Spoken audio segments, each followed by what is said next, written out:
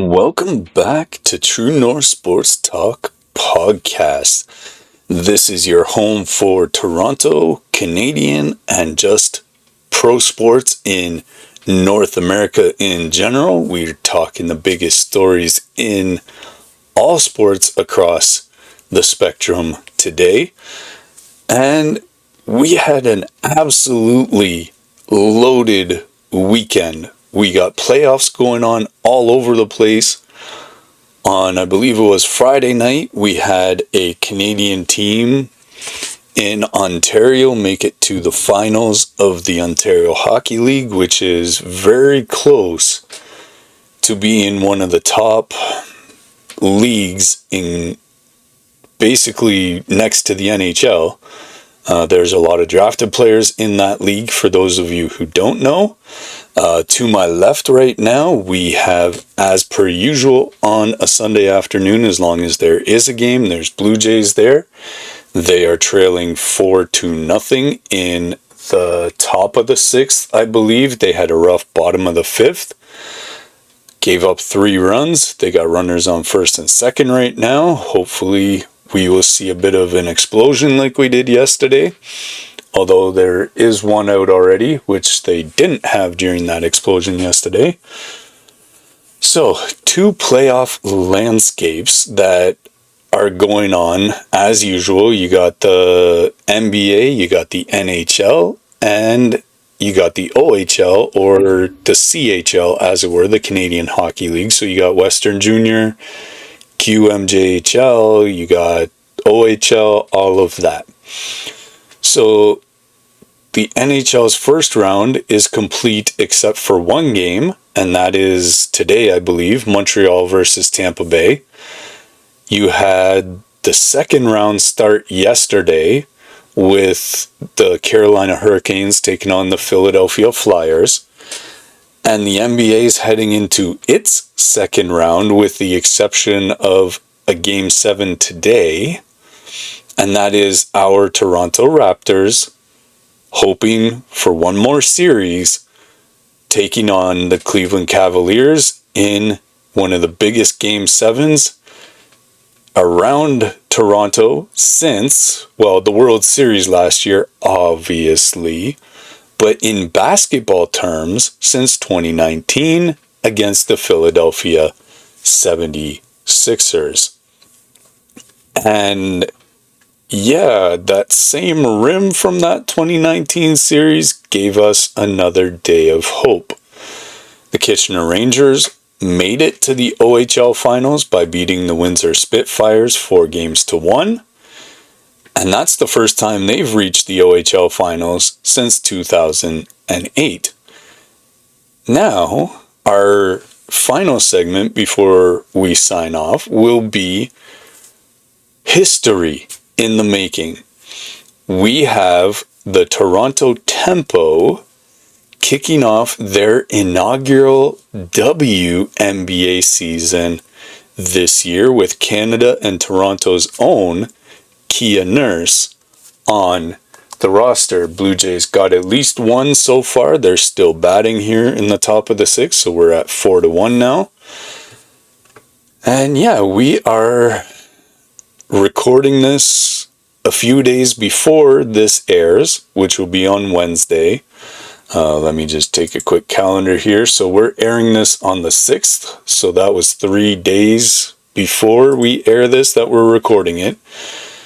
So we've got your segments today: NHL playoffs, NBA playoffs, as usual, all the stuff we're talking about. Let's dive right into this. So the 2026 Stanley Cup playoffs, first round, well, again, almost officially done. Game 7, Lightning Canadiens, that's tonight at 6 p.m. So by the time you see this, they will be in whichever team wins will be in the second round already. And so yeah, Carolina Hurricanes defeated the Ottawa Senators, as you heard, in a 4-0 sweep.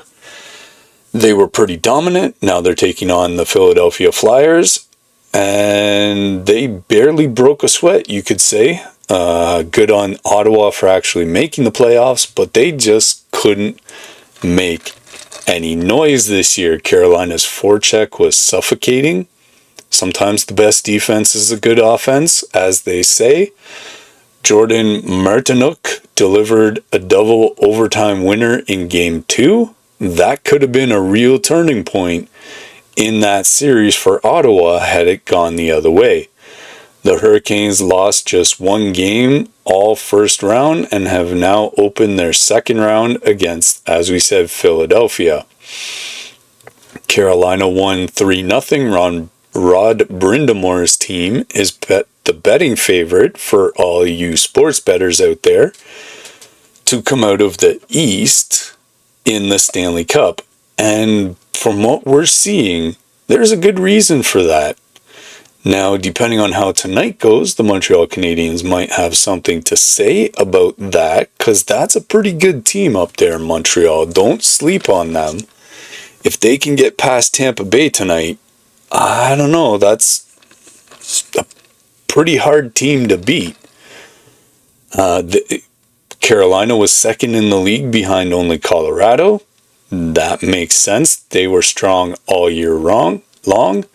A quick word on Ottawa, and this will sting for Sens fans possibly. This was supposed to be a competitive series. Even if they didn't win, they were still supposed to be more in the series than they were. The Senators finished the regular season with 44 wins and 99 points. That is a good team. Tim Stützle had 83 points this year and was expected to push Carolina's defensive corps. Problem is, he can't do it alone.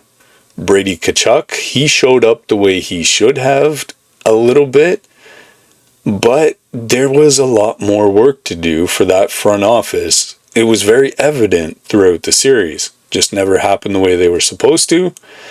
The Hurricanes, as we saw, are built for playoff hockey in a way most teams aren't. They learned a lot from getting put out by the Florida Panthers the last 3 years in a row. Ottawa got a bit of a reality check. But this is a young and developing team. Travis Green, their coach, is a steady hand at the wheel there. Their future is very bright. The fact that they made the playoffs with everything that surrounded them with Linus Ullmark this season, and then some other things that went on late in the year, they did really, really well. The Philadelphia Flyers defeated the Pittsburgh Penguins 4-2. I was watching that last game. It was a real tight game into overtime. It was 0-0. This was one of the best storylines in the first round, considering it looked like Philadelphia was going to run away with this series, and Pittsburgh had other ideas. But this is the first playoff series for Philadelphia in the last 5 years. So the fact that they knocked off Crosby, Malkin, Letang, and the Penguins, that's a pretty big deal for the city of Philadelphia. As always, Crosby was a force. He played in his 181st career playoff game.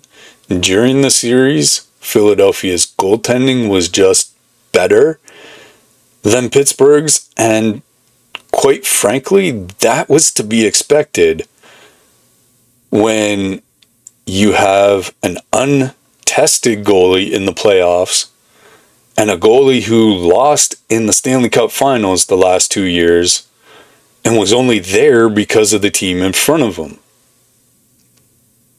Stuart Skinner is not the answer in your goal crease. Can't say Tristan Jarry was either, but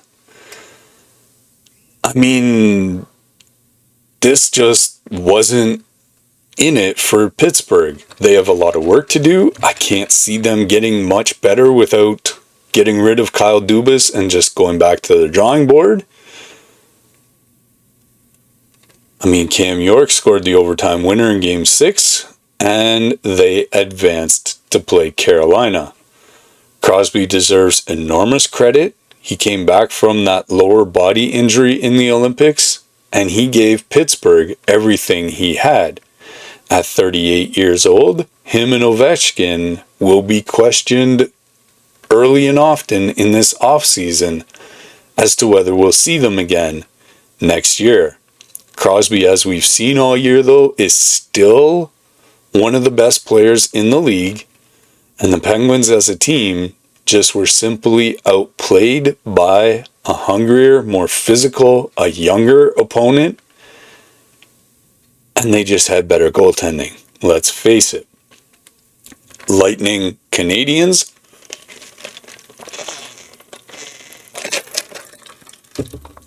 This has been the series to watch in the first round. It's gone 6 games, 5 overtime decisions, one of the most thrilling opening rounds in recent memory. Montreal wins in OT in Game 1. Game 2, Tampa won in overtime. Game 3, Montreal in overtime. Game 4, Tampa. Game 5, Montreal. Then Game 6, Tampa won 1-0 in overtime. That was J.J. Moser with the overtime winner to level the series at 3 games apiece. Tonight's Game 7 is in Tampa Bay. As you've seen all series long, it's a coin flip. Everything is on the line. And doodly-doodly-doo, could it be Montreal versus, almost choke on these words, but Buffalo in the second round? My goodness, the Buffalo Sabres not only made the playoffs for the first time in 11 years, they won the first round fairly handily against the Boston Bruins. Are they here to stay? Lindy Ruff has that team rolling right now, and I would say he gets my vote for, I believe it's the Jack Adams, as Coach of the Year. For Canadiens fans, there are millions watching this series because they're the only Canadian team left now. More on that later. Montreal advancing would be a dream scenario. Martin St. Louis' young Canadians have one of the best stories in the entire first round, as do the Buffalo Sabres. They've proven they belong at this level of competition. If they can get past Tampa Bay tonight, they'll face Buffalo, as mentioned, who just beat Boston in the first round in what would be... no, that doesn't make sense either.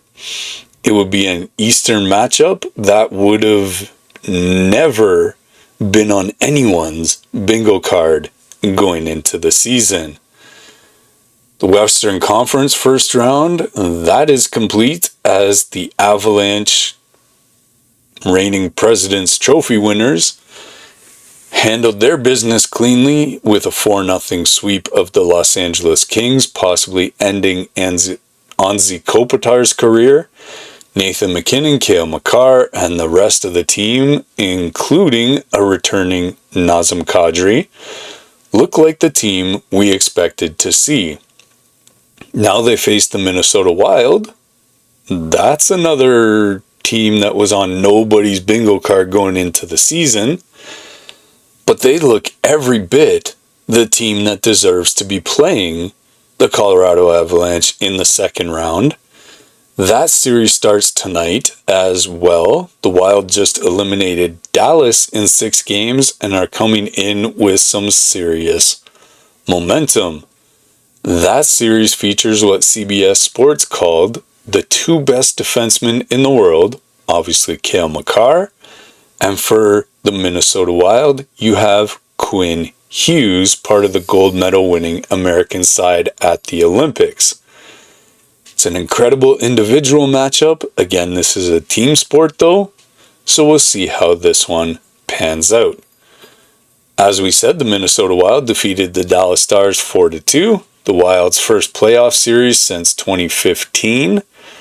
Dallas had won 3 straight games at one point to tie things at 2 before Minnesota closed them out in 6. Joel Eriksson Ek, Matt Boldy, Kirill Kaprizov were the offensive engines, and Minnesota is a live contender in the West. So this is a team that played without fear all series, and you'd almost look at this series and go, okay, whoever wins this series, good shot at them ending up in the Stanley Cup. Top of the 7th now, seeing a 4-1 score still in Blue Jays action. Switching gears though to the Vegas Golden Knights, they defeated the Utah Mammoth 4-2, and this is the first playoff series in Utah and the first playoff series for a long time for the previous Arizona Coyotes. The series opened with Utah winning Game 2 and Game 3. They took a 2-1 lead before Vegas rattled off 3 straight wins. Mitch Marner, yes, that Mitchell Marner, he's in Vegas now, has 7 points in the series. Yeah, those Leafs, they really made a boo-boo with that one. Jack Eichel had 9 points, as you would expect. They now face yet another fairly big surprise in the entire playoffs, and that is the Anaheim Ducks that fairly easily handled the Edmonton Oilers. And we'll get to that. Anaheim defeated Edmonton 4-2. The upset of the entire first round, perhaps you could say. The biggest story in the Western Conference, to be sure, the Anaheim Ducks, a team that hadn't won a playoff series since 2017, eliminated Connor McDavid and the Oilers in 6 games. The Oilers looked tired. They had the same old problems with Tristan Jarry and their goaltending situation, kind of like Pittsburgh. That was kind of a redundant trade for both teams when they made it, considering neither of the goalies involved are the type of goalie that could save your season. The Ducks had 14 players making their NHL playoff debut in this series. Their defense was dominating throughout. They had an 8-for-16 power play through the series. Leo Carlsson, Troy Terry, and Chris Kreider each had a goal and 2 assists in the clinching 5-2 Game 6 win. The Oilers side of this is kind of heartbreaking a little bit, especially if you're an Edmonton fan. McDavid played on a rolled ankle, suffered in Game 2. Draisaitl missed the last 14 games of the regular season with a knee injury. Both were clearly hampered. They tried to push through. McDavid scored just once in the series. He had led the NHL with 138 regular season points. The playoffs are a cruel animal. Knobloch said afterwards, this being the coach, pretty much the story for most of the year. We just didn't defend well enough. That sentence tells you pretty much all you need to know. The Ducks now face the Golden Knights starting Monday night, so by the time you see this, at least Game 1 will be in the books. Vegas is favored, but Anaheim's already proven a capable underdog, and they've proven people wrong at least once this season. Their young core, Lacombe, Carlson, Gauthier, Senek, Cutter, Gauthier, these players have no fear. So this could be a pretty compelling second round series. It could go 7 and either way. So for the second round matchups that are set in the East, you got the Hurricanes Flyers. Carolina already leads 1-0. Sabres versus either the Lightning or the Canadiens. That game will start today when you're seeing this, as of May 6th. In the West, you got the Avalanche versus Wild. Game 1 today. Golden Knights versus Ducks. Game 1 Monday night. PlayoffStatus.com cup odds for all you bettors out there have the Avalanche listed 36% chance, Hurricanes 28%, the Sabres 12%, the Wild 6%, the Lightning 6%, Ducks 4%, Canadiens 3%, and the Flyers 3%. The Avalanche, obviously the clear favorite. McKinnon, Makar, Rantanen. It's a terrifying group for the rest of the teams left. The Wild are playing their best hockey in a decade. If they can take game 1 in Denver, this series becomes very interesting very quickly. Puck drops about 6 hours from now, and we'll be watching closely. Alright, switching gears altogether now, we have the NBA playoffs. The first round, with the exception of tonight's game with the Raptors Cavaliers, the first round is complete. Second round bracket is pretty much ready to go. And it was pretty unpredictable in certain areas in the first round. So let's break it all down. You have the Eastern Conference. Although this is a Western Conference team. Oklahoma swept Phoenix in 4.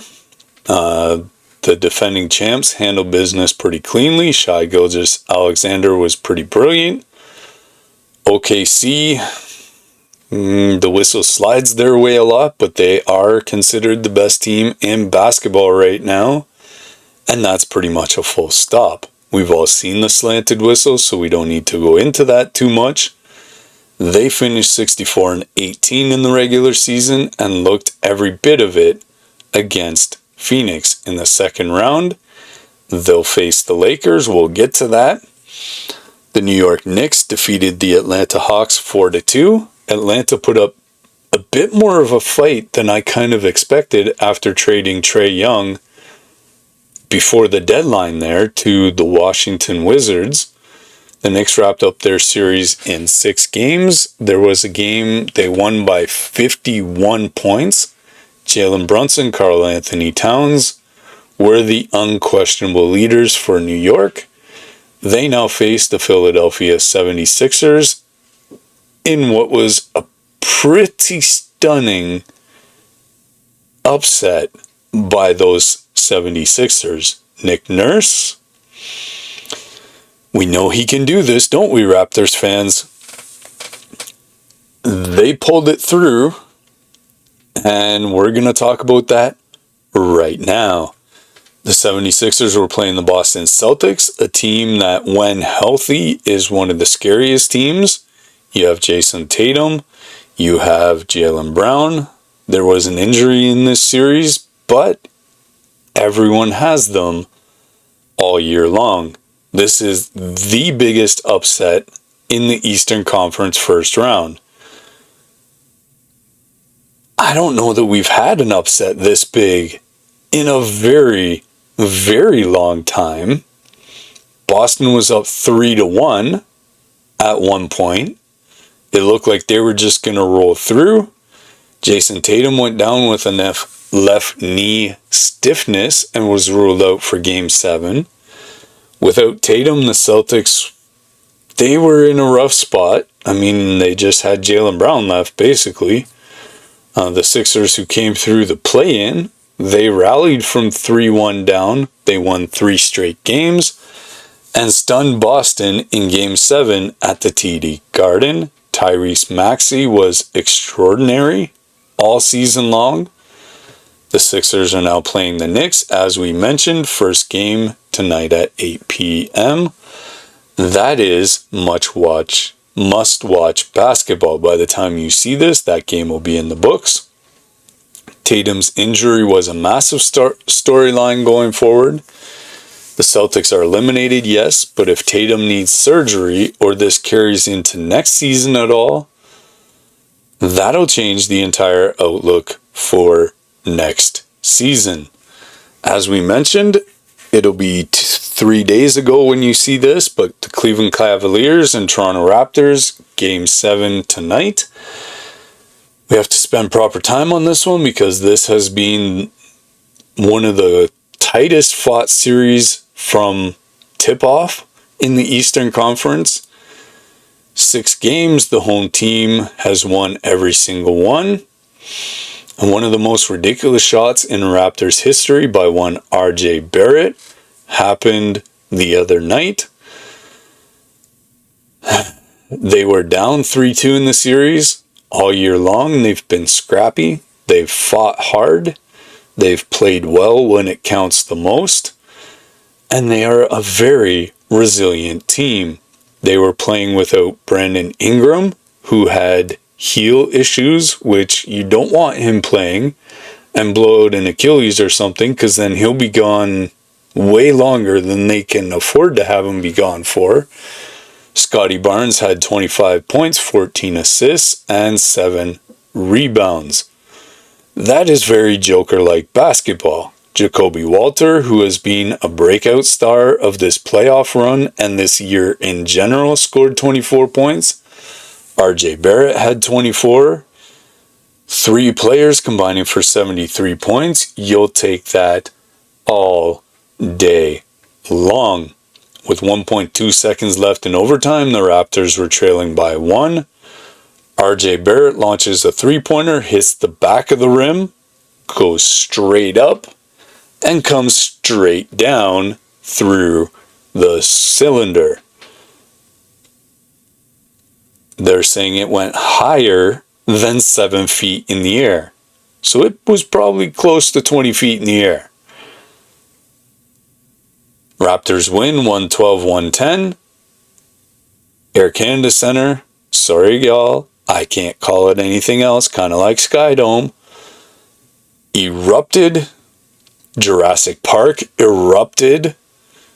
Darko Rajakovic said after the game, it was only half a second, but it felt like an eternity to everyone watching.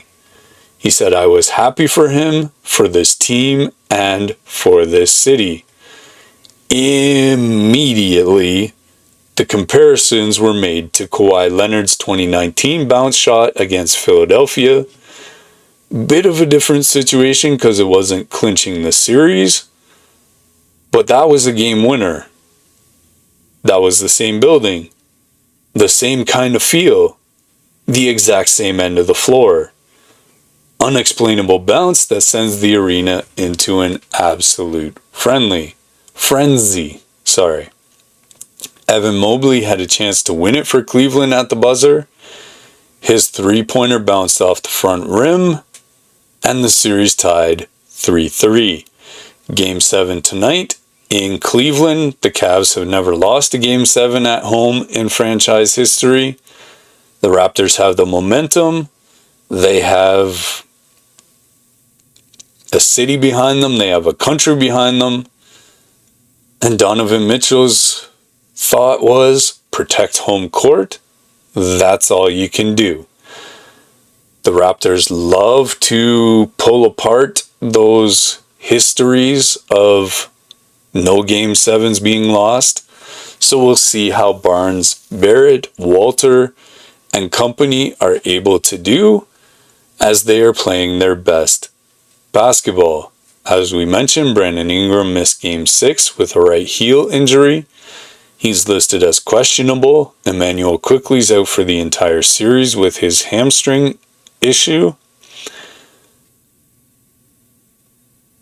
So we genuinely don't know the result as of the time of this recording. You will know it before you watch this. But everything about this series tells you it will go down to the final possession. And this is playoff basketball at its finest. It's the thing that gets you out of bed, gets you excited for this. And let's jump over to the Western Conference.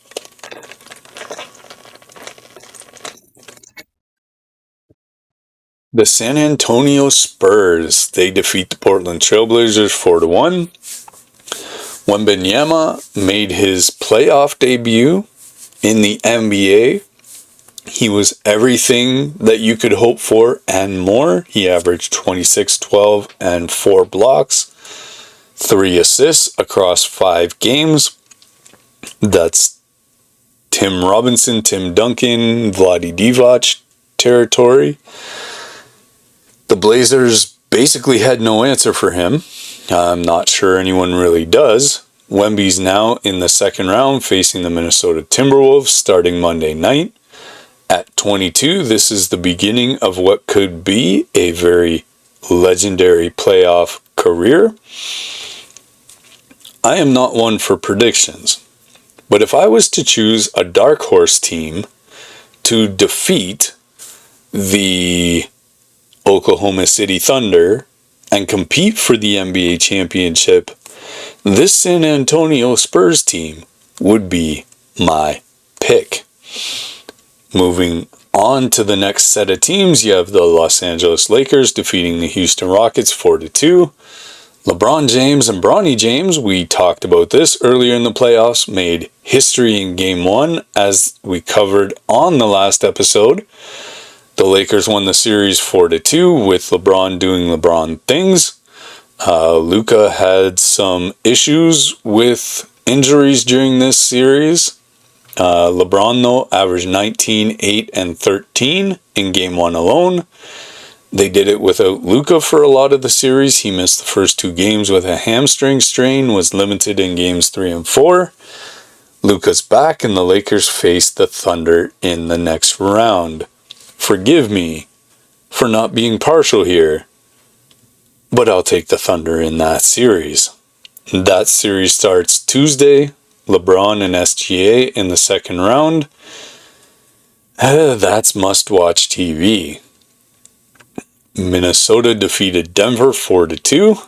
That was not entirely shocking, but at the same time, a little. You would figure Jamal Murray, Nikola Jokic, that whole Denver team, you'd figure they would put up a bit more of a fight. First game looked like business as usual for Jokic and Murray.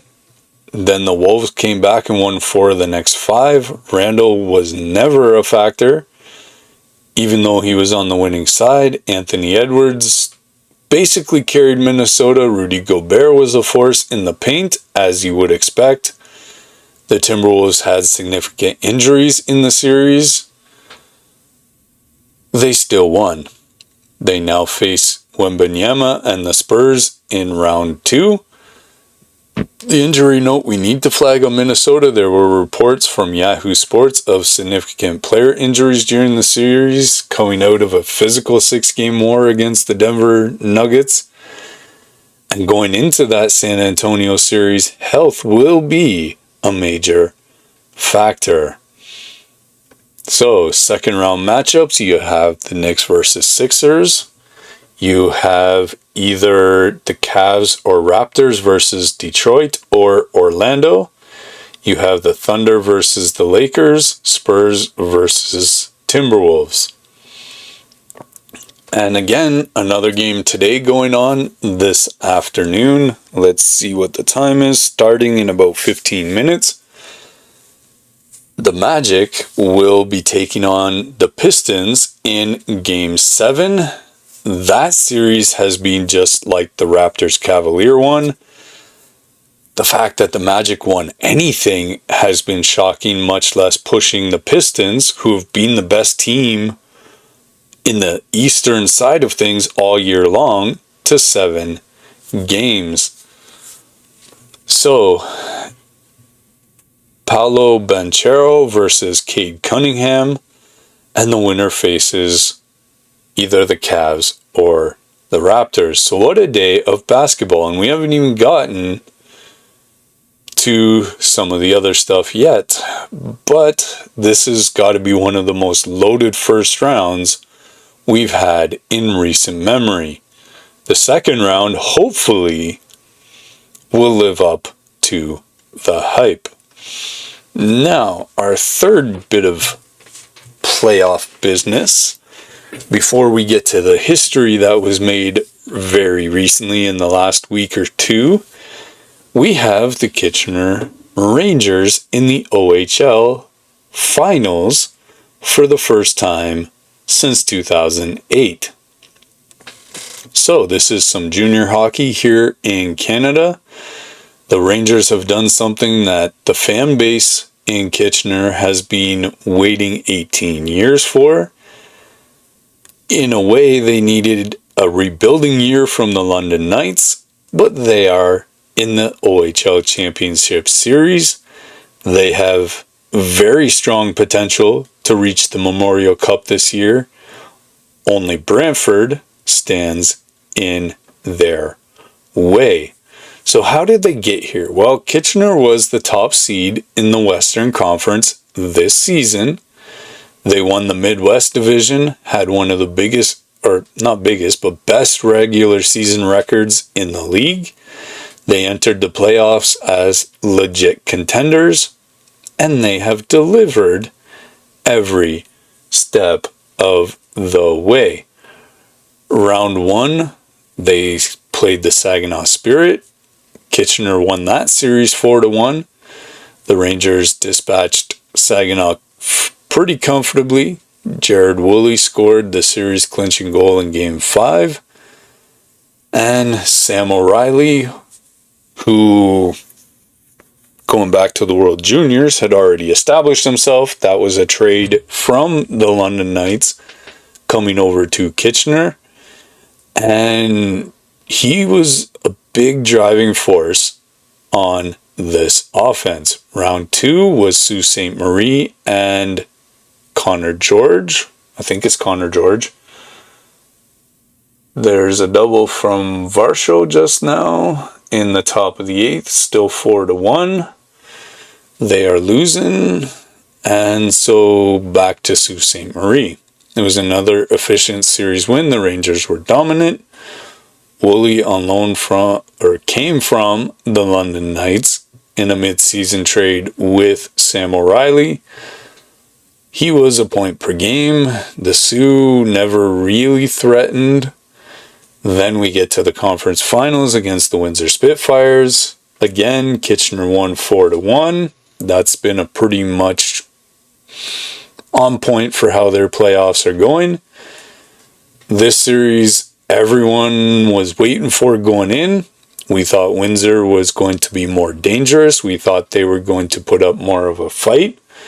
Their penalty kill was second best in the playoffs at 88.5. Their goaltender, Joey Costanzo, he was a finalist for Goaltender of the Year with a 2.0 goals against average, a .919 save percentage.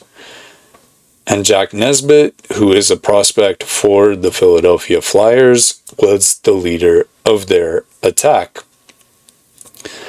Windsor didn't make this easy on Kitchener, but when the Rangers needed their stars did what stars do. The clinching game, Game 5 on May 1st at Kitchener Memorial Auditorium, was a bit of a roller coaster. 5-4, I believe, was the final. Windsor came out of the gates on fire, scoring 3 goals in just over 2 minutes to take a 3-0 lead. The odd was quiet, then Kitchener came back. Luke Elenis, playing his first game since November because of injury, scored to make it 3-1. Christian Humphreys cut it to 1 on the power play in the second. Windsor went back up 4-2 before the Rangers tied it at 4 in the third on goals from Sam O'Reilly and Carson Campbell. Then in overtime, Luca Romano enters the zone, flips it to the middle of the ice. Dylan Edwards rips it past Costanzo's blocker. Kitchener wins 5-4 in overtime. The odd goes crazy as you might expect. And just like that, the Kitchener Rangers are Western Conference champions.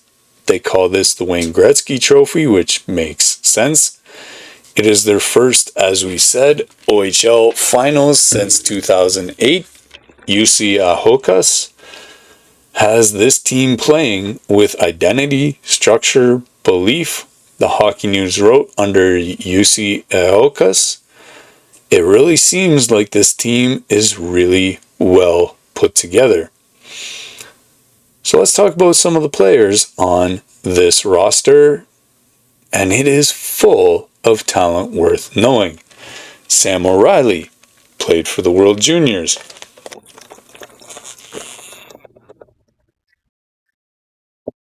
He is a prospect for the Tampa Bay Lightning.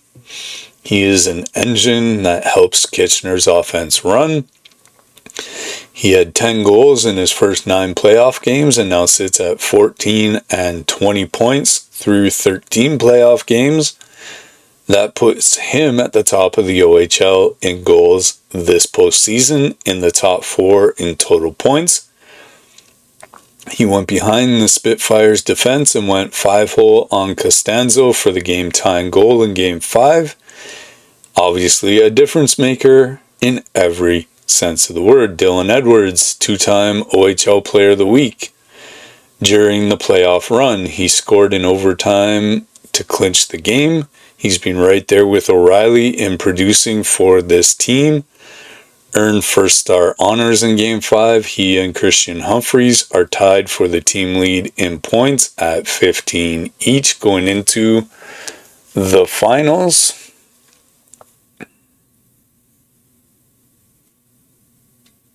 That doesn't sound right. Alright, you got Christian Kirsch. He's a San Jose Sharks goaltending prospect. He's been a bit of a rock between the pipes, although those who are around this team would question that. He's got 11 wins and 13 playoff appearances. This is as much the team in front of him as it is him himself. And just 2 losses. In Game 5 clincher, he made 29 saves, including 8 in overtime. He was named OHL Goaltender of the Week during the Windsor Series. And Kirsch is the reason this team can weather storms like that 3-0 Windsor start. Again, I would question that. I would say that it's as much the team in front of him. Jared Woolley, the Los Angeles Kings defensive prospect. He was acquired from the London Knights, as was Sam O'Reilly. He's been everything that the Rangers hoped for. He was a point per game for the blue line during the Windsor series and has been an anchor on their defensive corps. He is playing like his final likely his final season of junior hockey. He has an entry-level contract already signed and will be AHL eligible next season. Christian Humphries, 15 points, 6 goals, 9 assists through the playoffs. He's been right there in the scoring race and has been showing up in key moments throughout the run. And the return of Luke Ellenas deserves special mention. He hasn't played since November because of injury. He came back for Game 5, scored the first goal that sparked the comeback, and that is basically a Hollywood-type moment for this kid, and the crowd at the Odd absolutely felt it. Now, who do they face in the OHL Finals? Well, that is the Brantford Bulldogs. Brantford winning, and the Rangers open on the road. So, either way, Game 1 is scheduled for Wednesday, so the day that this is airing. Watch for ticket announcements on Kitchener Rangers social channels. Brentford is being the most balanced team in the OHL this year. They have 5 players averaging a point a game. Caleb Malhotra leads the attack. Their goaltending has been solid. And that's that for that. The big picture, the OHL champion earns a berth in the 2026 Memorial Cup in Kelowna, British Columbia this year. Hosted by the Kelowna Rockets, that tournament is in early June. If the Rangers win the OHL championship, they go to Kelowna to represent the OHL on the national stage after 18 years of waiting to get back to an OHL Finals. This fan base deserves this moment. Don't hold your breath, Blue Jays fans. Jeff Hoffman is in the game. Alright, so we have history being made this season.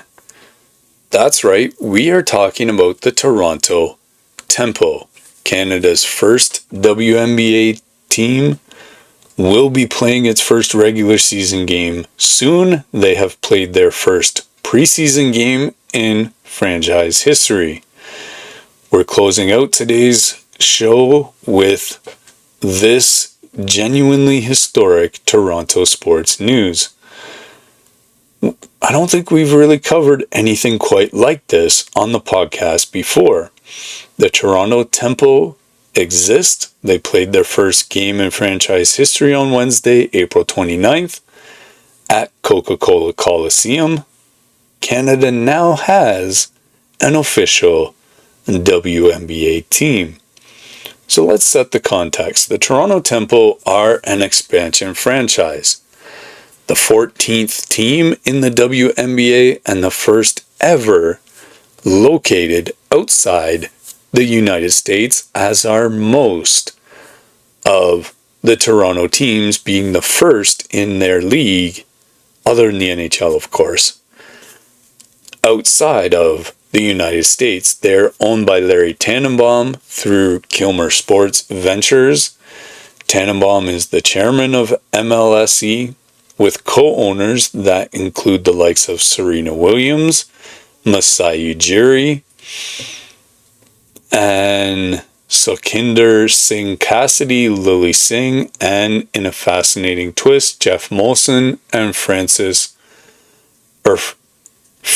Margaret Belanger of Group CH, the ownership for the Montreal Canadiens. As mentioned, Masai Ujiri, the former Raptors president, is also part of the group. This is a powerhouse ownership structure, quite clearly.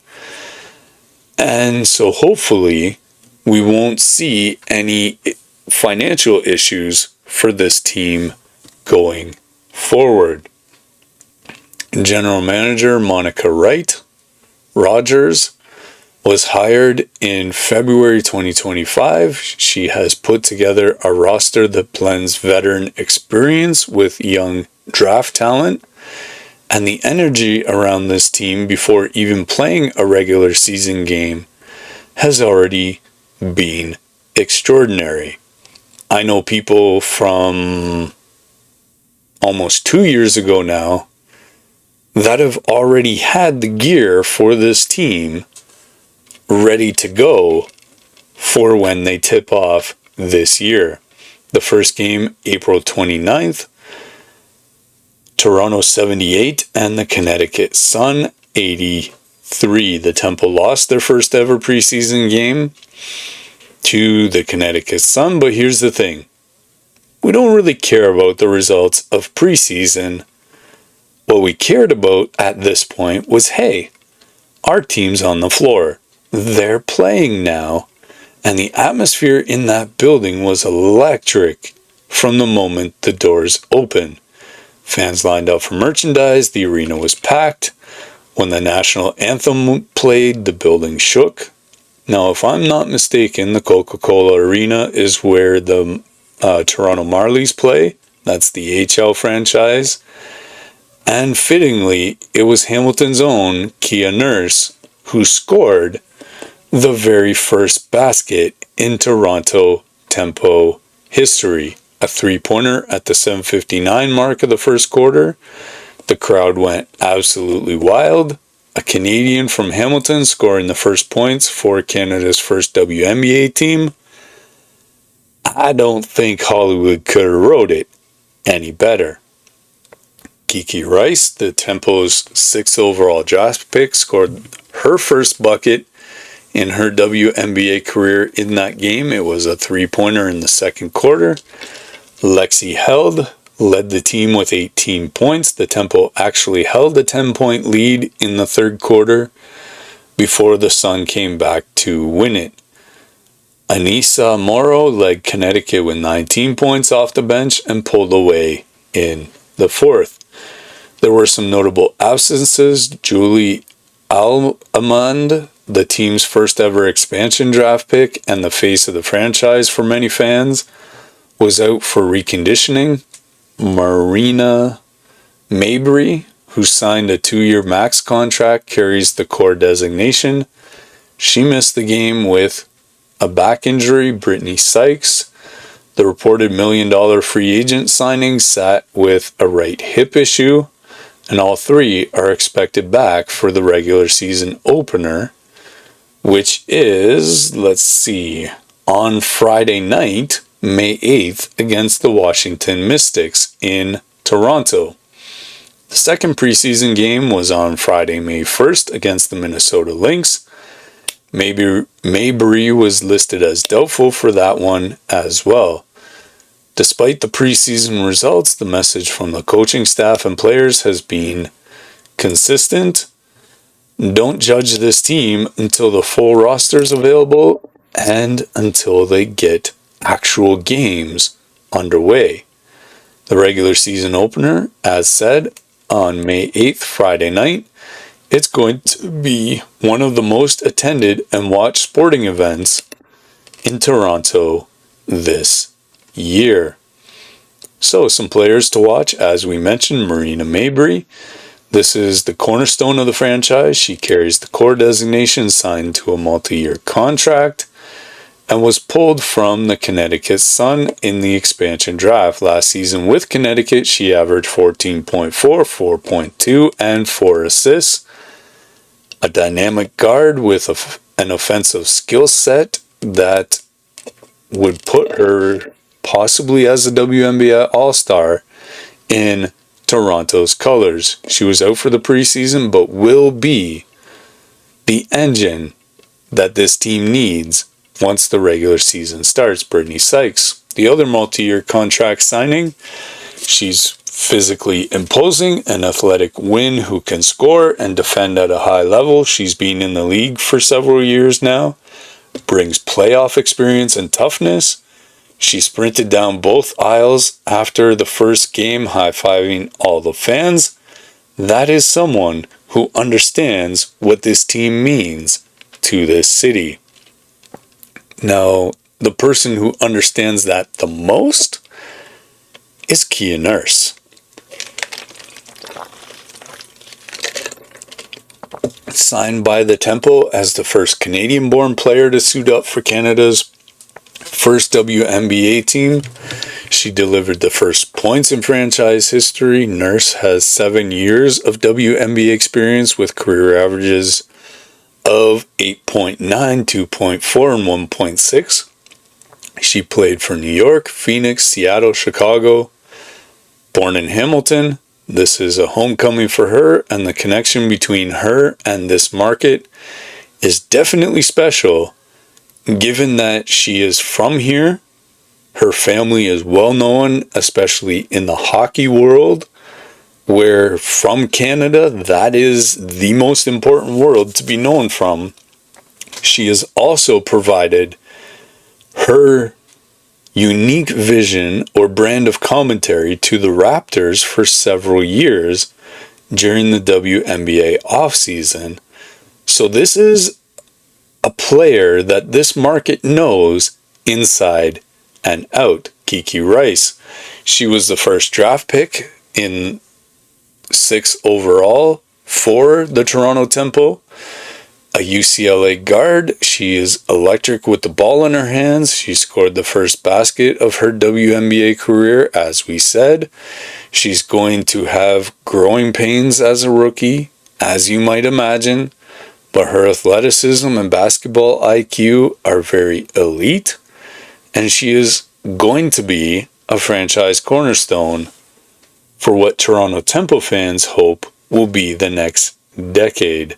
Julie Allemand, the team's very first expansion draft pick. She's a Belgian guard who plays internationally, brings professional poise and experience to the team. She was out for reconditioning, as we mentioned, but when she's healthy and playing alongside Mabry, that'll be one of the most dynamic backcourts in the Eastern Conference. Allemand's passing and court vision are at an elite level, and she will make everyone around her better. And we'd be remiss not to mention Naira Sabale, she had a scary moment leaving the first game with a head injury in the second quarter. She's listed as out or questionable for recent games. Her health is worth monitoring because she was supposed to be a key front court piece for this team. Bottom line on the tempo, the roster's guard heavy, as most teams are these days. They're exciting. They have ownership that is committed. The city's ready. This team starts, as we said, on Friday, May 8th against Washington. If there's tickets left, get out there, get them. Make sure you're there to witness history. This is history happening in our city as Canada finally has a WNBA team. The future starts now, as the Tempo's own slogan says. Alright, y'all. That is a wrap on today's episode of True North Sports Talk. We've covered an enormous amount of ground with the NHL playoffs, Hurricanes sweeping Ottawa, the Ducks stunning Edmonton. We got Lightning Canadians coming up. We got Raptors Cavaliers coming up. We got Pistons Magic. We had historic comebacks in the Sixers. LeBron and Bronny playing on the same floor at the same time. That was history being made. And Wembanyama's first playoff game. So don't forget, we tune in, keep watching. The playoffs are an exciting time of year. We talked Kitchener Rangers, the Wayne Gretzky Trophy champions in the OHL. We talked Sam O'Reilly, Dylan Edwards, Christian Kirsch, Jared Woolley. We welcome the Toronto Tempo to the world of WNBA. We talked about Marina Mabrey, Brittany Sykes, Kia Nurse, Kiki Rice, Julie Alamand. Canada's first WNBA team is here. That is exciting to us here at True North Sports Talk. Don't forget, y'all, we need your help. Let us know in the comments what you think of the show. Ideas for future episodes. Use the hashtag True North Sports Talk in those comments. And please, make sure you subscribe to the channel, y'all. It helps us bring you and continue to bring you more and more content. And so yeah, drop us your predictions even. Until next time, that is our show for today. Keep on cheering for your teams, and we'll see you next time.